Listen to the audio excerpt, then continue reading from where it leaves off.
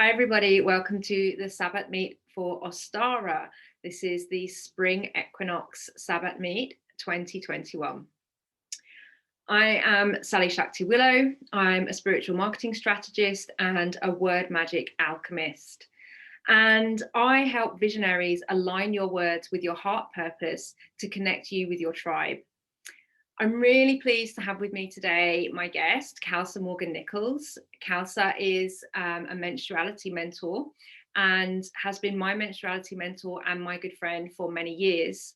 We're going to talk about, we're going to get quite deep into the subject of the menstrual cycle and how it works with your business and your creativity. But we're also going to talk about if you are not a menstruator, how you can also still work with the energy cycles and your inner rhythms to support you with your creativity and your business, because so many of us in this old paradigm that we're shedding know how it feels to be burnt out by doing all the things that aren't in alignment with the needs of our bodies and our energetic and physical nourishment. So this is what we're going to be talking about today. I'm going to talk about my recent experience of doing a 3-day bleed retreat at the last full moon. It was sort of accidental, and I'll talk about that a bit more. And we'll get into our discussion and going to let it flow, and then we'll have time for some questions and discussion with those of you who are here after we've opened out the conversation. So I'm gonna ask Khalsa to unmute.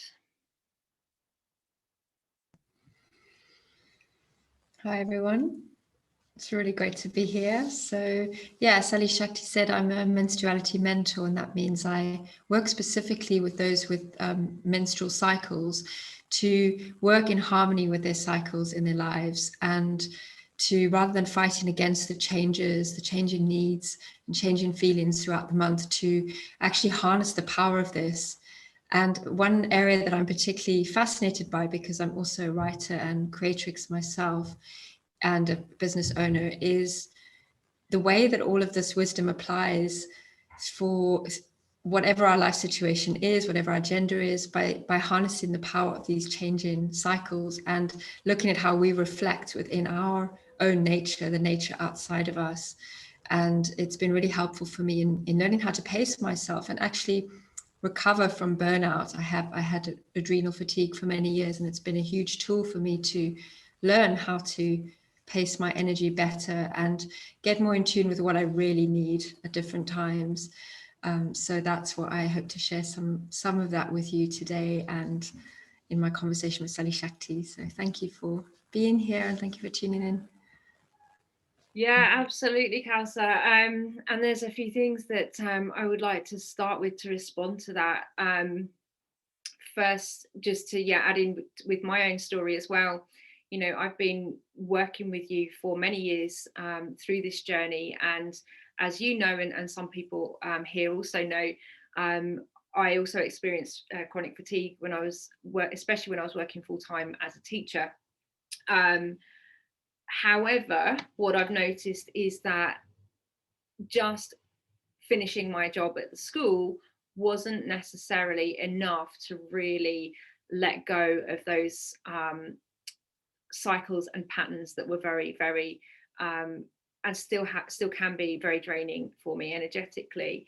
So as somebody now who's running my own business, what I noticed is that when I was working at the school, when I was went back to education to do my PhD, and when I started my business, I was carrying the same pattern of overwork, overburden, leading to burnout. And that would happen on a regular basis about every 3 to 6 months, regardless of whether I was in education, whether I was in full-time work, or whether I was running my own business. Like, the same pattern was coming through for me.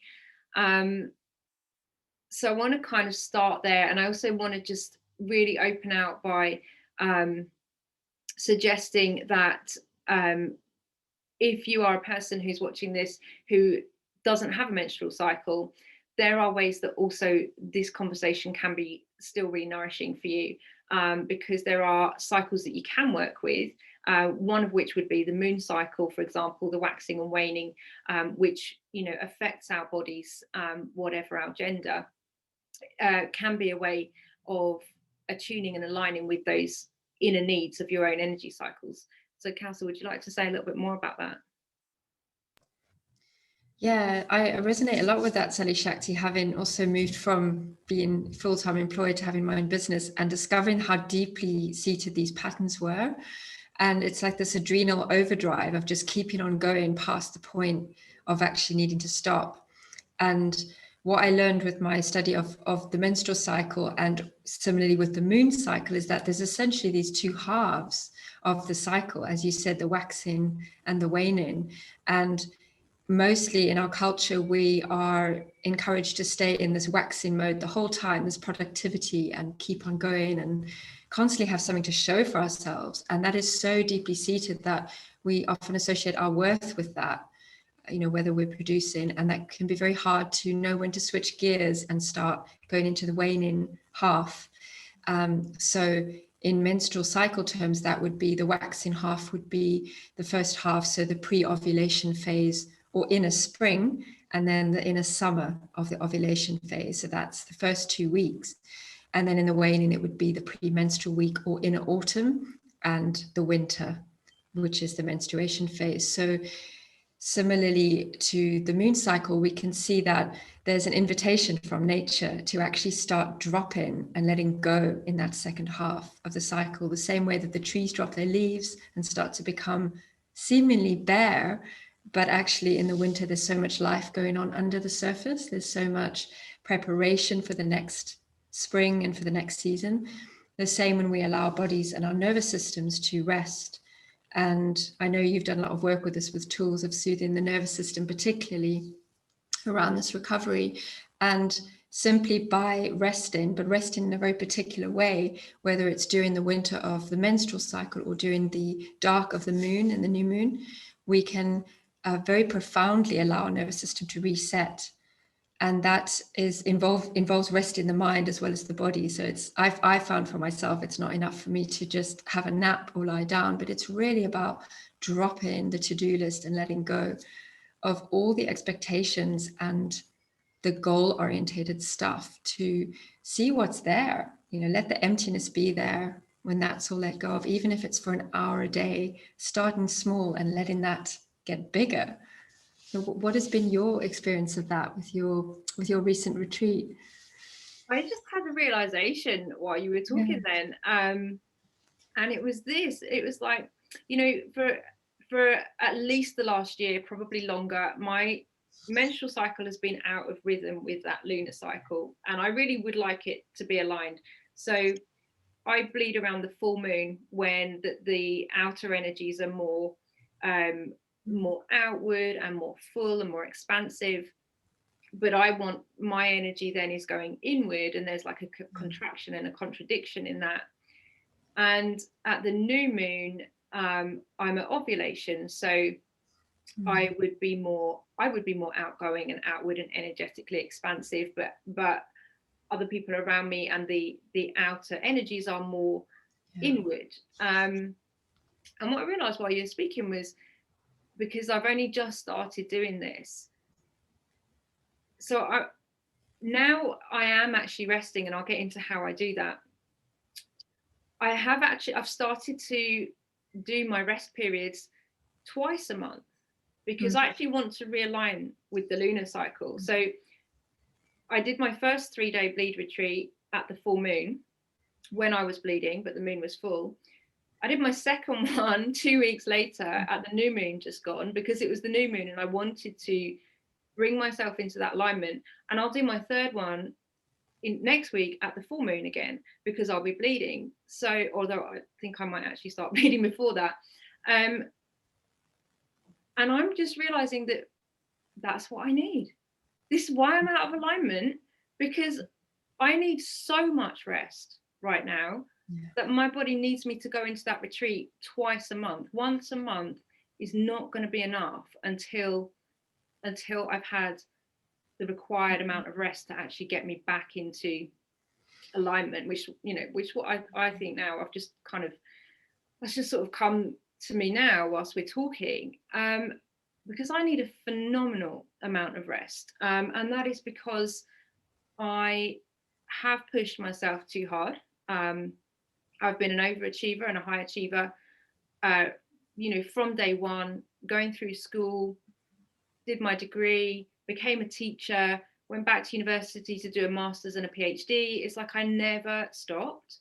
And then started my own business in a pandemic. Like, I never stopped.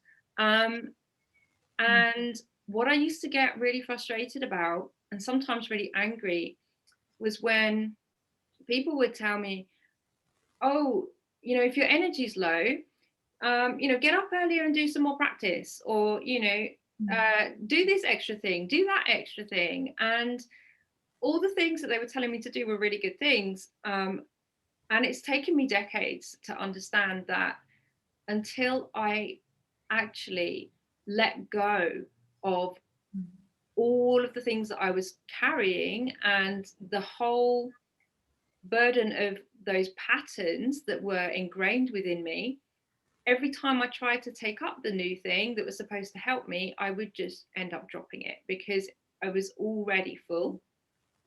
So in fact, the day before I went into this bleed retreat, which I wasn't planning to do, I literally couldn't hold anything. Like, things would fall out of my hands. If I picked something up, it would fall out of my hand. I smashed I don't know if you'll be able to see it, totally smashed my phone screen. You can't really see that. Totally smashed my phone screen. I couldn't hold anything. And it got to the point where I had to let everything go. I had to let it drop, like, regardless of the consequences. So I actually found a place where I could go and stay for a few days that I could just be on my own. And as soon as I got there, the thing that I did most was just cry. I just cried for like 3 days solid. And the most thing I realized was I don't have to do anything. I don't have to do anything. And it was like this huge relief, just to have some space to be on my own and not to be under any pressure or any expectation to do anything. And as the days unfolded, I got into a yoga nidra practice and I started yoga nidra. And that practice started taking me into a much deeper relaxation than I had experienced before. It was a really profound state of rest that was, more than I had experienced before. And I did that really intensively for those 3 days. I was doing it about 9 times a day for those 3 days over the full moon.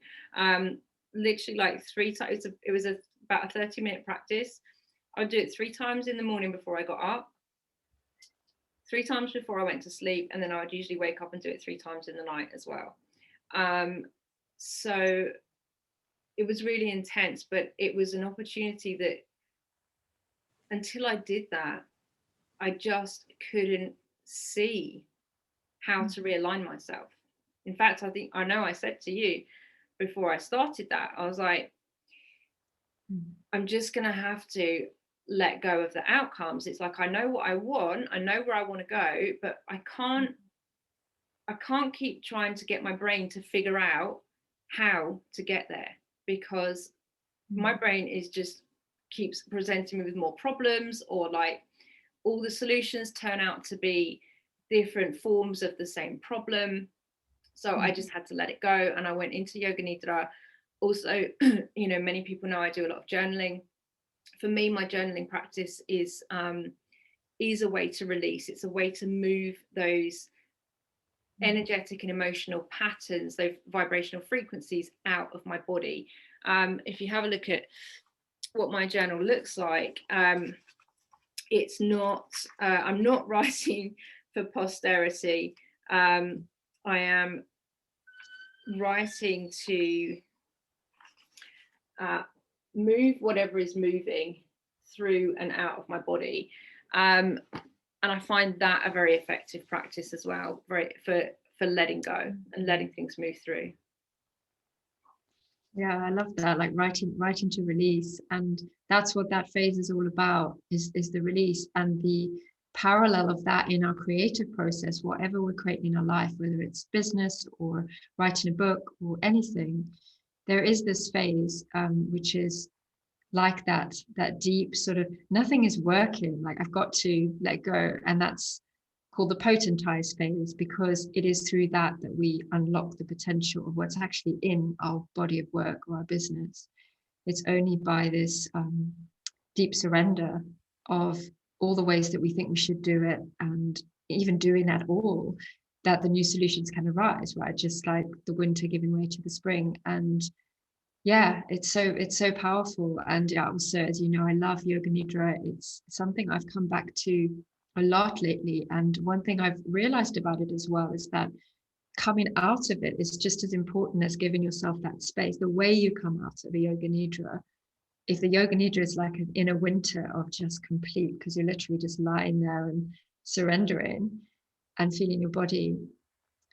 And then coming out of that, it can be easy to just go, okay, I've done that and I've got to get on with stuff now. That was 20 minutes or an hour, and that was enough indulgence. And actually to come out slowly and treat yourself like a tender bud, the same way as you would to something growing in spring. Like it could still be destroyed by that first frost. It's really vulnerable.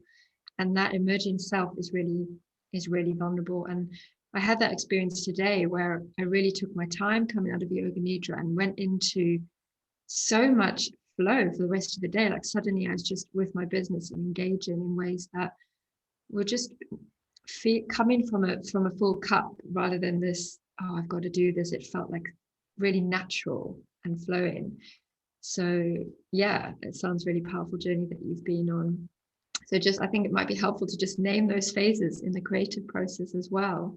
Or did you want to bring something up first? No, I wanted to put that into some context in terms of the cycle and the phases, because that's definitely really useful what you've mentioned there, that the whole process, if we could look at the whole process and like how the cycle, how we move and emerge through that cycle, because once we've done the very powerful releasing at the winter of the year, the dark of the moon, the bleed phase, once we've had that opportunity to attune and really given ourselves the permission to fully let go of everything that's expected of us, could you walk us through the cycle energetically and creatively, of how we can move more mindfully through that cycle, either in our business or in our creative practice or personal life? Sure, yeah. So I like to always think of the winter, the inner winter, as both the beginning and the end of the cycle, because that is where we end up. It's kind of the homing place and the landing place where we can return to ourselves in this inner temple, whether that's the seasonal winter where we can really hibernate, or the dark moon, or the bleed time. And so we start there. We always start with winter. And yeah, as I've said, it's a radical stripping bare and dropping. And also that word potentize is really key for me, because often we can be doing something. I know for myself, I've had lots of projects that have taken several years to finish, like writing my book, for example. And there can be times where you go through a cycle where it feels like, what is the point of doing this anymore? I'm not seeing the meaning of it. I'm not feeling the juice or the connection, and I'm still really want to finish it, but why? Like, why again? So this potentize phase can actually, if we can recognize that that's happening, that we're in a sort of winter, a death phase, and go, okay, this is where I make space to get in touch with the deeper meaning of my work and also find where it's going next, then it's so much easier, because very often, I can tend to fight that and keep on going. So that's where we start, because that's where we rest and refuel and give ourselves the energy for the whole of the next cycle. So winter, for me, it's absolutely essential to burn the to-do list and create some space for sure, and nurture myself. And it's a lot about saying no, and that actually starts even before that, even before the winter and the autumn, but saying no to outside demands and saying yes to myself. And that can be difficult because especially growing up in this culture, and especially if we've grown up socialized as women in a female sense of like wanting to, feeling like we need to please other people, that's a really strong part of our socialization, I feel. And to let go of that and to say, no, actually, I'm choosing myself is quite radical, especially if you've got responsibilities and families and things. So that's where it all begins. And then we move into the spring, the pre-ovulation phase in terms of the menstrual cycle. So that would be, if you have a menstrual cycle, that would be from round about day 6 of your cycle, day 1 being the first day of your bleed. And this is approximate because cycles vary so much, but round about day 6 to 11. And that would be the waxing moon, the waxing crescent and onwards. And obviously the spring. And this is the time where the new possibilities start to come out. We start to see that energy starts to rise again. And there can be this sense of curiosity and potentially playfulness. We can access playfulness. And if you're working on a project or in your business, this might be the phase where you start to want to create something new. And you might use this energy to brainstorm, for example, ideas for your business or your project. It's not really the time to try and nail things down and get super firm, like in a structured way, because we're still exploring at this stage. And often there can be so much vulnerability, like you've just come out of this deep winter and now extending your tendrils out to the light. And it's a time where criticism can be really crushing. So if you have got a project that's close to your heart, I would really suggest sharing it only with those that are going to be supportive at this stage, because you want to be really mindful of that, protecting that energy. And then moving into the summer or the ovulation week in the menstrual cycle, which is around about day 12 to 19 or so. And the full moon phase. Although it's so interesting what you were saying, Sally-Shakti, about how reversed that can be. And I can say more about that if there's time. So this is the fullness of our energy when metaphorically everything is in full bloom and everything is happening. There's so much fertility in life, and it's like the climax of the growth. This is where we can really start to it's called the manifest phase in terms of creativity. So spring being the initiate phase, and then summer is like the manifest phase, because this is when we can really, our will is at its strongest. We can potentially really make things happen in the world with our will. And what's beautiful about the cycle is that there's not just one way to create. There's the way of creating with your will, of like going out there and doing it. And then there's the receptive way of creating, which is where the second half of these cycles comes in. But at this stage, it's like the height of the ego in a positive sense, like positive, healthy ego of, yeah, who I am matters, and what I do matters in the world, and I'm going to go for it. And that's a really important thing to work with consciously, because if we don't allow ourselves that enough in a positive, healthy way, then it can be very difficult to be with the darker phase, the second half, the darker phase of the cycle, because there's a sense of like unfulfillment. Like I haven't, it's not really about achievement, it's about fulfillment. It's like, have I expressed myself in the world? Have I celebrated life? Have I shared my gifts, in whatever small, tiny way that is, or a big way? Like this could be launching your new business or your website, or it could be making a really important proposal. So you'll probably be less vulnerable and more thick-skinned at this time if this is your menstrual cycle, and also if this is a stage of your business. Like I can take it, I can put my stuff out there and I can take what comes. And and the thing is, it's only in the menstrual cycle, it's only about a week long, so you can feel like supercharged, powerful person at this time. It's important to remember that doesn't go on forever, and that to be sustainable, we need to allow that energy to wind back down. And infinite growth is not sustainable, and we've seen what happens on the planet Earth when that is attempted. There's this continual growth and growth and growth without allowing the fallow period. So that's, so the full moon, the high energy, the celebration, the pleasure, the hedonism even. and then coming back down, and sensuality can be a big part of that as well. And then coming from that, the tide turns literally. And if you have a menstrual cycle, you might notice this on a particular day, that suddenly your energy's dropped. You feel less interested, perhaps, in things that you were really engaged in before. Maybe a bit of irritability. There's all these things that show up and can often get labeled as PMS, or, there's something wrong with me, this feeling of there's something wrong with me.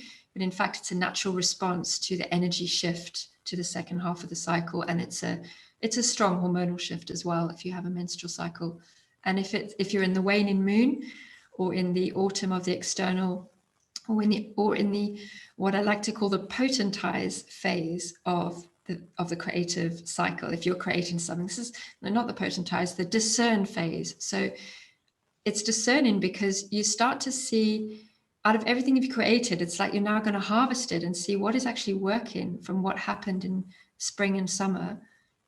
What is actually working and what isn't working, and what can I whittle away to actually leave something better, something more solid. And it can be tricky. It's like a fine line, because the inner critic can be really strong at this time, and you can feel like you can see everything that's wrong with everything, literally.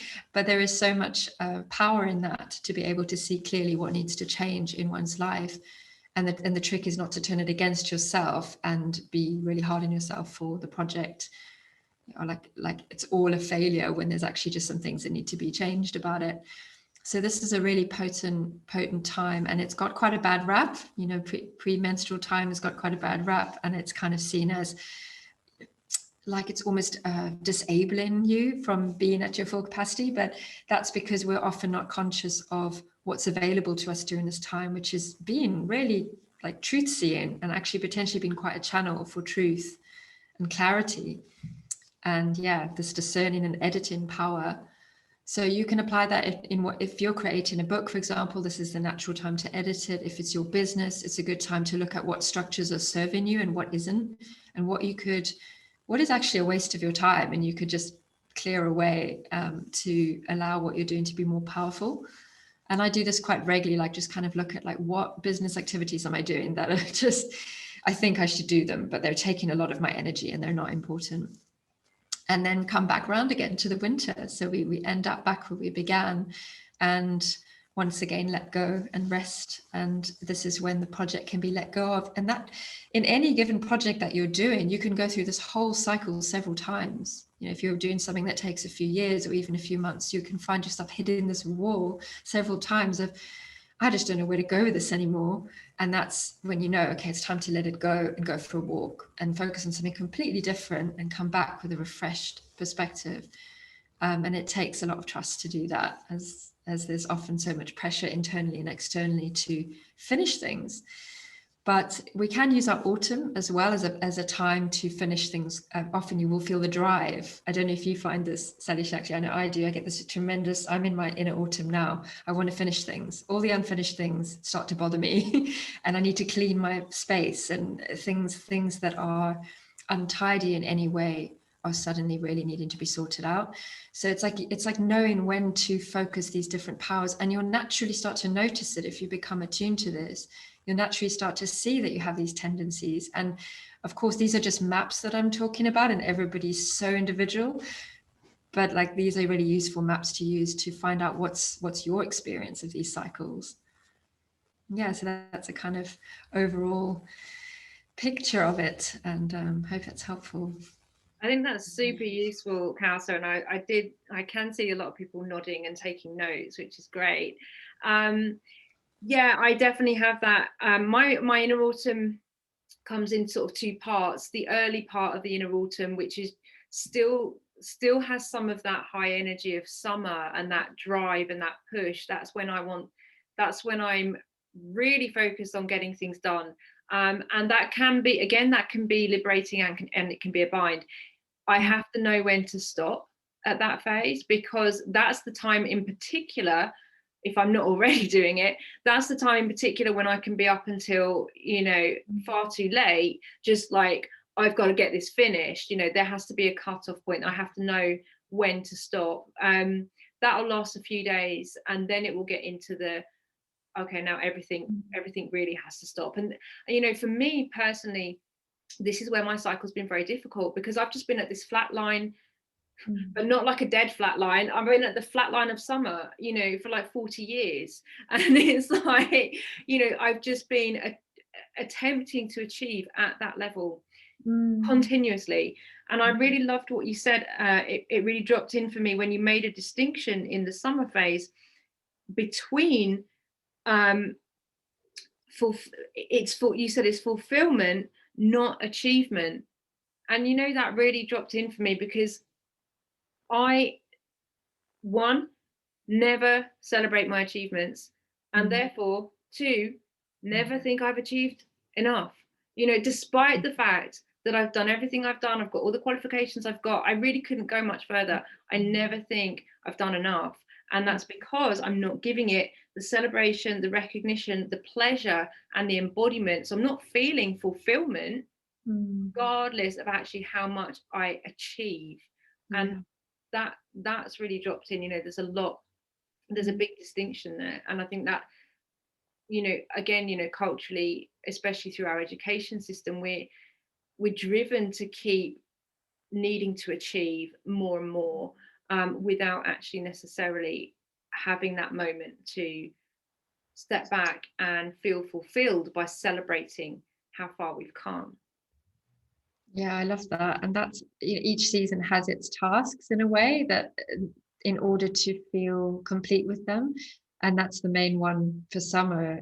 At the end of summer, as you're moving into autumn, whether that's your project or your own cycle, is to be able to acknowledge your achievements and find some way to celebrate them with others, or even alone if there's no one to do that with. And to really, I find it really helpful to actually make a list. And I did that a couple of days ago, because I was moving to autumn. I was like, wow, I made 10 videos this month. Like, I didn't even clock that. And it was just kind of like really noticing that I'm always on to the next thing, always on to the next thing. And that's such a valuable thing to do. Yeah, absolutely. I love that. And I love the way that you called it like a task, that every season of the cycle has its task, because for me that feels a bit like it's a quest. You know, it's like, okay, I've got to, you know, this is the thing for me to do in this part of the cycle, and then it's like there's something really alchemical and initiatory about that for me. Definitely. And it is like an initiation every time. If you have a menstrual cycle, you have an initiation every month, and every month with the moon cycle. It's just incredible. So and this, I think it might be nice to just quickly name the tasks for the other seasons. For spring, it's to cherish yourself as a bud that needs this careful care, and really valuing your dreams and your ideas, and being very, very gentle with them. So it's cherish is the key word. And also moving tenderly is important. So often, like I said, with coming out of the yoga nidra, there can be a tendency to rush and be like, okay, I've done enough rest now, I'm going. And actually to just pace. It's all about pacing, and not thinking you're in summer when you're not yet. So moving tenderly and cherishing. And in summer is the celebrating, and also showing yourself in some way to the world or to those around you. Let yourself be seen, which I know for a lot of people has been challenging during this long lockdown, to feel seen and to feel purposeful and valued in a community. It's massive. So, and then autumn, the task is to say no, and to drop your bundle in some way, to let go of something. And in winter, it is rest. So pretty simple there, but not necessarily easy. I feel to add that I just really want to honor my teachers in this, Alexandra Pope and Shani Hugo-Wurlitzer, who are the founders of the Red School. So a lot of these keywords I'm using are from their teachings. I think it's really just good to honor the lineage. And that really does feel like an initiatory practice, you know, something that we can come into consciously, whether that is our menstruation cycle or our business practices, whether we're doing it yearly or monthly, or you know, on a sort of random time frame with a particular project. You know, we can bring these phases, these initiation rites to each phase. That feels really, really powerful, important. And I forgot to mention as well that, you know, when I finally allowed myself to really drop everything I'd been carrying, And I went into this sort of unintended 3-day bleed retreat. I called it a vision quest because I was doing this continuous yoga nidra, and I was like going into this deep place in myself that I rarely allowed myself to really drop into. And my body, my psyche had been telling me for so long that that's what I needed, and I wouldn't let go. And when I did, that's where my power was, that's where my vision is, that's where the creativity and all the things that I've been pushing away because I've been trying to hold on to everything else. That's when I gave myself the space for that to drop in and for me to begin to listen. And I also, thanks to you and to, the Alexandra and Shani's, their book's called Wild Power, which, I've read at your recommendation as well. I was really mindful about how I came out of that. I knew I'd been through a very, very deep transformation practice, and that I couldn't just come out of that and start doing things exactly the way that I had been doing them before. So I'm at the end of that month, coming up to the end of that month, and this whole month for me has been like, it's been an opportunity for me to think about, okay, well, where am I going with my business? What am I doing with my life? And how am I going to structure it in a way that is more nourishing for me, that's built on a foundation of nourishment and self-care, rather than those things always being pushed to later, pushed to the side, and never receiving, never allowing myself to drop into those initiation rites that actually are so powerful. Yeah, and I think what you're saying speaks so powerfully as well to what I touched on earlier about the different ways of creating. The first half of each cycle being this active creating, and the second half being creating through receiving. And part of what we're receiving is our own power. We cannot access that if we don't empty out and allow the space. And yeah, and I've noticed such a big difference in you in the past month, because we've had quite a few conversations, and just the way that you've been pacing yourself and saying yes to your rest and prioritizing yourself in your business, and being no less, from what I can see, effective in what you're doing. In fact, more so, because there's actually this focus, really strong focus. So beautiful to witness, and yeah, really inspiring. Thank you. And you mentioned it as well. It's a way of carrying that discernment through. It's like, like you said, what are the business activities that I've been doing that are actually existing for me and unnecessary for me? How can I either, in business and in life, how can I drop the things that drain my energy? So either I can find a way to let them go entirely, or I can find somebody who can support me with those activities, or I can find an automation process that will do those activities on my behalf. But either way, that has to happen in order for me to be able to function as a human being, whilst also not even also running my business and being creative. But there's no way to really healthily and functionally run my business and be creative without that being my priority.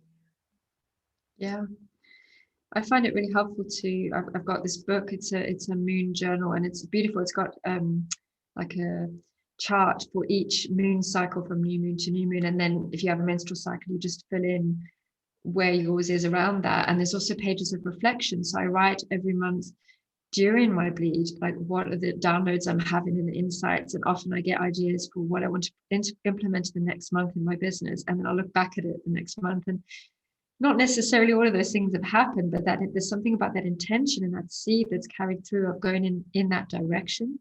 And that's a really good way for me of chronicling that initiatory journey, because it is, that's something we sorely lack in our culture, is initiations. And if we can consciously embrace them in our lives, it's so empowering to just take the signs. And also kind of what you were sharing about your health journey and my own as well. If we don't listen to these signals and work cooperatively with these rhythms, we can get away with it for a while, but at some point, generally something kicks in, like some kind of ill health or imbalance tends to happen. So it's kind of like, if we can cooperate, or we can be brought into cooperation by life and forced to rest, and that's not often a very uncomfortable process. So yeah, I think it's a very good preventative healthcare as well to embrace these cycles if you are well. Yeah, I want to pick up on what you said there about sort of, you know, chronicling that journey through the cycle, because, you know, like you said, so you'll get through a cycle, and then not everything that you necessarily intended will have been accomplished or been exactly as you expected. That's when you get into the autumn, you get into the discernment phase. Okay, which of these now can I drop, which are no longer relevant, and which do I want to carry through into my next cycle, into my next winter, to get more clarity, to get more of a download on. I love that. I'm going to try that. That's great. Yeah, and it's also because we get different levels of vision, right? We can get the big vision, like often during my bleed, I get this whole huge next expansion of my business, and there's no way I'm going to implement that all in a month. It's like a big vision. So it's just allowing that to be and recording it, because it can be forgotten in the business of life. And then the vision can also be literally the small next little steps. So it's being alert to all of these and receiving them. It's this receptive power that we get to practice, which is really beautiful, and also expands our container to hold life, like whatever the joyous and the more challenging. Every month we get to practice that, and every cycle we get to practice that. Yeah, I love that. About the joy in the container of holding life. And I feel like we've said a lot, and there's still so much more that we could have even said.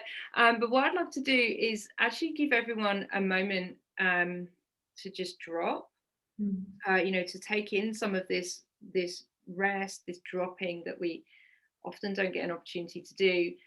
I'll talk us through a brief meditation. It'll be very simple, and I'll also invite you to, if you feel that you want to write and journal through this as well, if you know, so either just be present with what's coming up in your mind, in your heart, in your thoughts, or journal those things.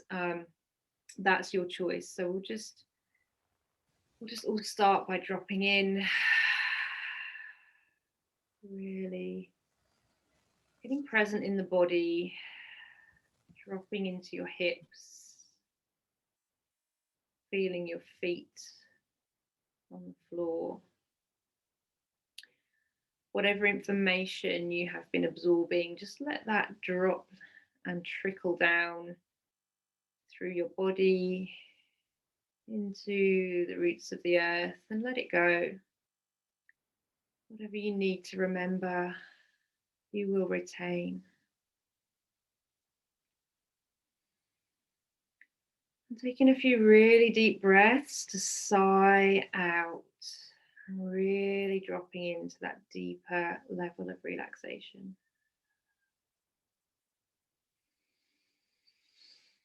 And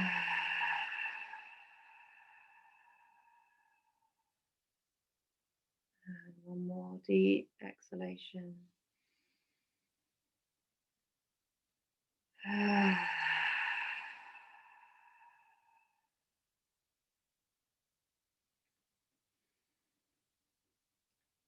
And now just dropping your awareness into your pelvis.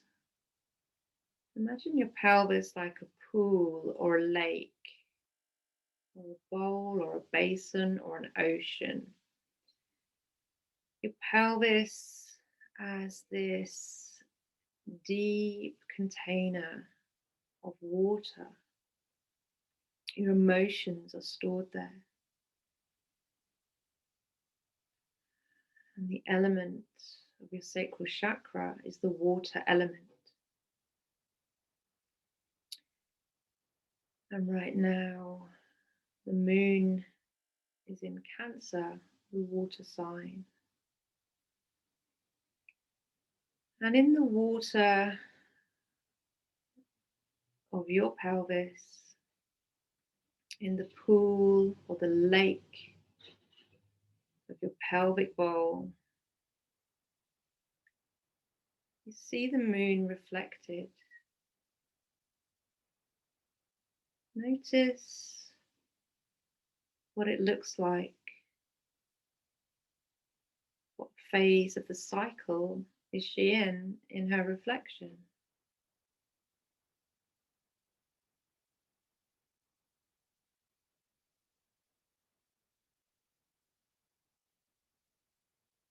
And let it go.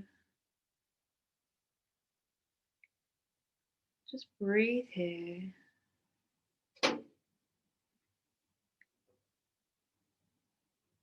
Bringing awareness to either the phase of the moon that you have glimpsed in the reflection of the waters of your pelvic bowl, or the phase of the cycle that feels most comfortable and natural and aligned with you. Which phase of the inner or outer seasonal cycle do you feel most at home with?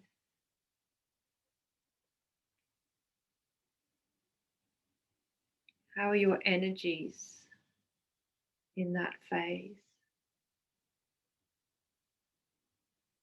How do you recognize it in yourself?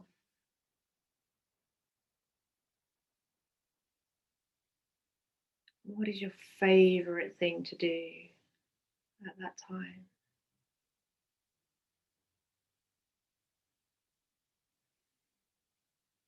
Feel the warmth and joy and happiness expanding from your heart all the way, radiating out through every cell of your body as you tune in to what brings you most joy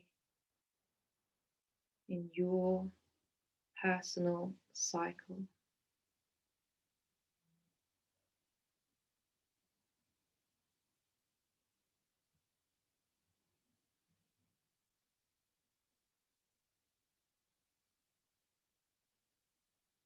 Bringing the awareness of your mind back to the pool in your pelvis. Become aware of the phase of your cycle that you feel least comfortable in. What is your energy like at that time? How do you recognize that phase within yourself?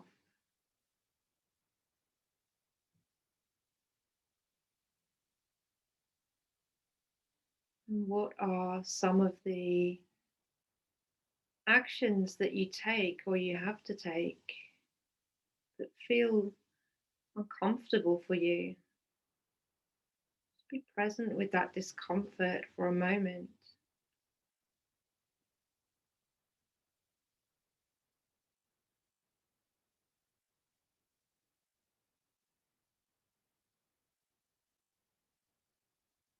And glimpsing back into the pool.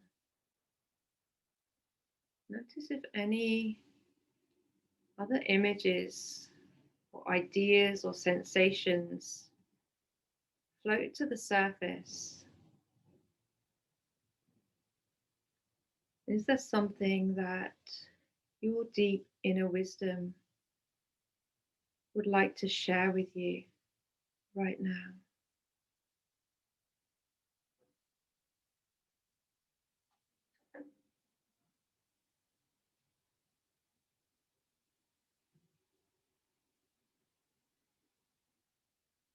Listen gently and receptively for that inner whisper.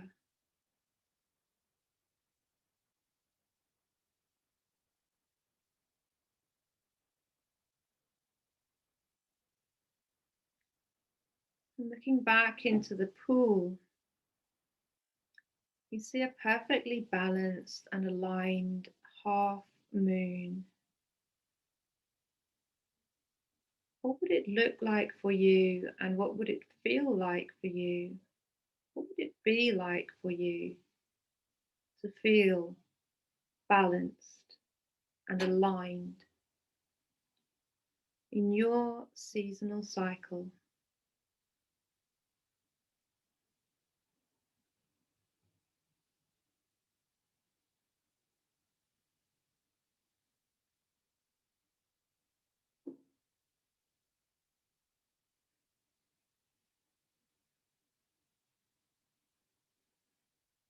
Holding that vision of the perfectly aligned and balanced half moon reflected there in the pool at your pelvis.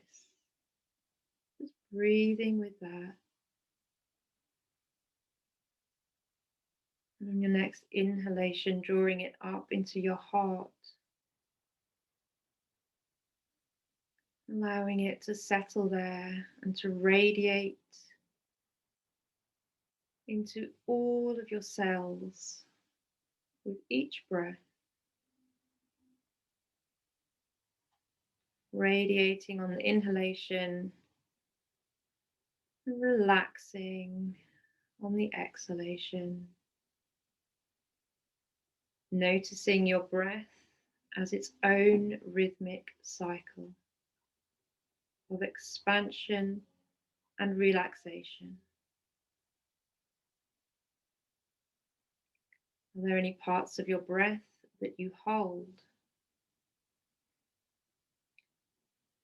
Just allowing your breath to be easy, natural, and aligned.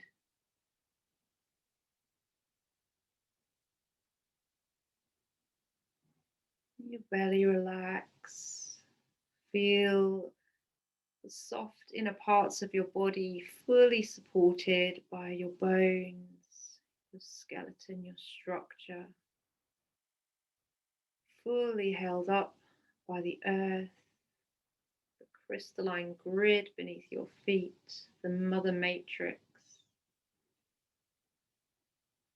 And fully connected to the divine light that is pouring into the crown of your head. Breathing into your heart, into your own personal divine alignment with yourself.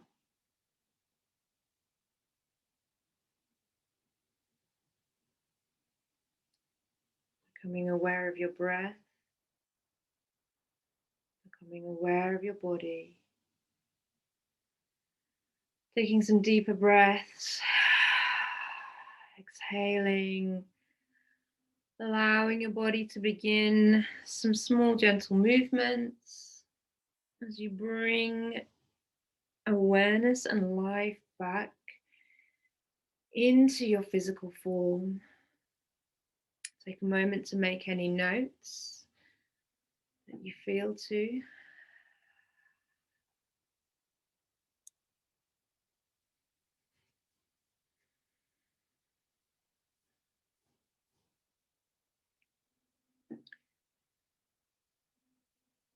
And what I will do is open up an opportunity for discussion and conversation. I know that we are now going to go slightly over, so I will say to anyone who does need to leave, thank you so much for being here, and thank you to Khalsa for being here and for this incredible conversation that we've just had.